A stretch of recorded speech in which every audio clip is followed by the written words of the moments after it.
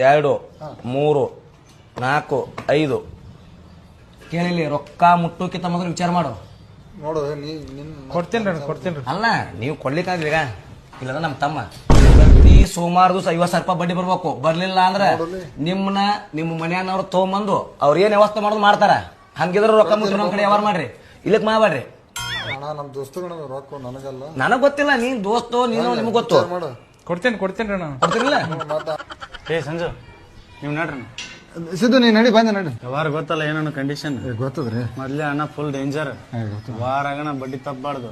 ತಪ್ಸುದಿಲ್ಲ. ನೆನಪೈತಿಲ್ ಬಡ್ಡಿ ಜವಾಬ್ದಾರಿ ಅಂತ ಹೇಳಿ. ಜವಾಬ್ದಾರಿಯಾ?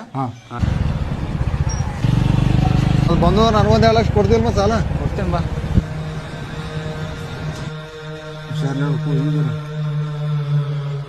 30 ಸುಮ್ಮಿರು, ಅಲ್ಲೇ ಬರ್ತಾವ ಒಮ್ಮೆ ಗೊತ್ತ. ಯಾರು ಹೇಳದ್ ಕೇಳ, ಒಮ್ಮೆ ಬರ್ತಾವ. ಸುಮ್ಮಿರು ನೀನು, ಹೊಯ್ಕೋತ ಹೋಗೋ ಹಿಂಗ ನೀನು. ಸುಮ್ಮಿರು ಮರೆ, ಸುಮ್ ಇರಾಕಿ.